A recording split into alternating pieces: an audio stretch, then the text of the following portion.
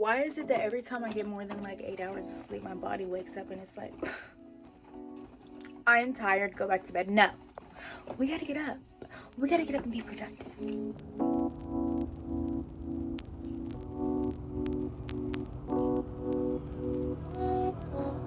guys, welcome back to my channel. I know that it's been a long while. Can you not? I'm finally back filming. It's been a couple of months since my last video. To wrap up 2020, it was a lot. I think for everybody, everyone was going through a lot of mental emotions. I think that we're all just glad to get a breath of fresh air in 2021, and I think that everyone has high hopes for this year.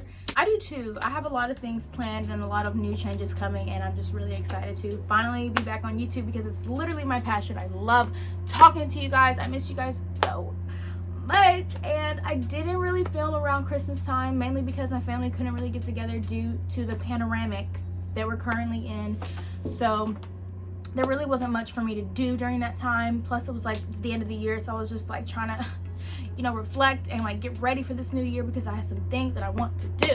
Sorry you guys, I had to move my cats out of the way because they were just doing too much, but we're back. Today I'm gonna be exposing my high school journal. This one has, you know, a lot of tea in it, a lot of breakups and all that good stuff. So let's just get it popping. I've had this since high school. I graduated in 2017, so there was a lot of stuff in here.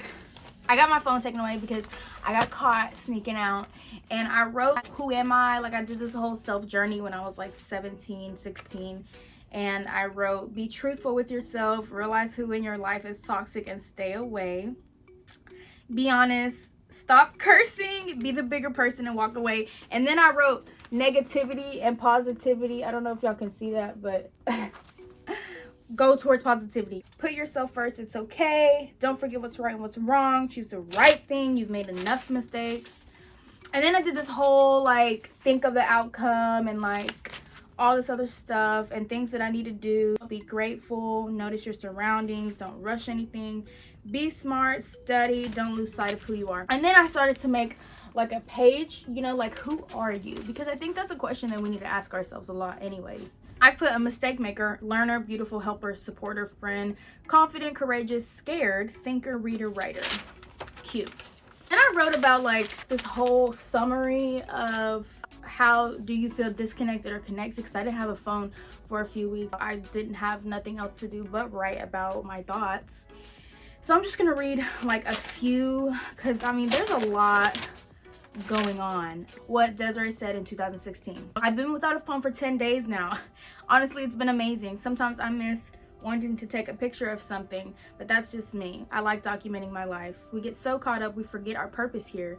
If I had to try to count how many times a day I stared at a phone screen, my head would explode. And then I put the little picture. Oh, we love to see it. But more specifically, reading, writing, and spending genuine time with those around me and cherishing it. I forgot how much I love to read. Getting lost in the characters, getting to know someone else for a few pages. I've had a lot of time to think about my life, my goals, what I need. I feel like I'm on a vacation away from chaos and hypnotized in the hypnotized world. You know, this is some real stuff, like for real, because it's always feels so good to just put down your phone for a little bit and just kind of like connect with yourself again. Don't get me wrong, I miss texting and talking to my friends, but I miss myself more. Oh! And then I did like affirmations, kind of like I will do this and I will do that. I will continue to rise up, move forward, and get stronger from here. I want to grow into an amazing person. Here's my closure.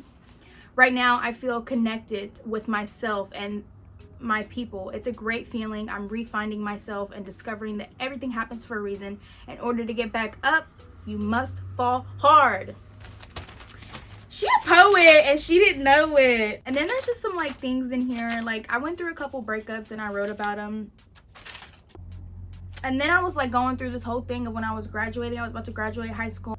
What am I gonna do with my life, you know? I wrote about like how I was feeling. So I wrote, I get kind of sad when I think about all the choices I'm gonna be making. I think the hardest part will be refraining from old habits, but I know that I can do it. Basically, I was out trying to be a hood rat. Okay, so this is about one of my exes. I really don't even consider anyone an ex if we dated in high school. I mean, I guess, you know, it's whatever. It says, blank really hurt me. How could he be like that? It doesn't add up. One minute he wanted to be with me, the next he cuts me off. I know that he'll come back though. I know that he'll try, and I don't know what to do if he does. I don't think he's mature enough to handle everything that I have to offer. I have to focus on me now. He didn't really show me who his soul was. I don't know it. She was emotional. Here's like my list of like bucket list or whatever. Skydiving, ride a helicopter, not rent a go-kart on the beach. I did that. Go on a boat, go hiking, camping, go to another country, meet a new friend, get on an airplane, vlog at least once a day, I don't know, be in a song, and road trip with friends. I've done most of that. Here's another breakup. Let's talk about it, you know, let's talk about it. I told myself I would never give my heart away, and you took a piece of it. But you have been through enough yourself. I'm sorry I wasn't put into your life at the right time, or maybe I was, not sure. All I know is that I've been having dreams about you. Yeah, we're gonna skip that. This is like, you know? Another one. It's funny that I'm back here spilling my heart onto paper again. I don't know how to feel. I've already held him back from so much, but it doesn't hurt my heart anymore. Oh shit. Am I wrong for being that upset that he's still... Yeah, so that's, but you live and you learn is all that I can say, you know?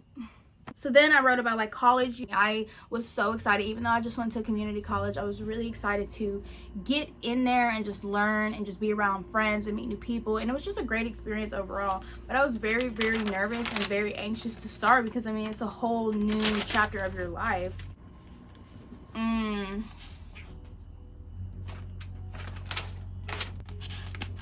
Ooh. This is getting deep, honey. Let's get real for a second, though. Let's get real for a second.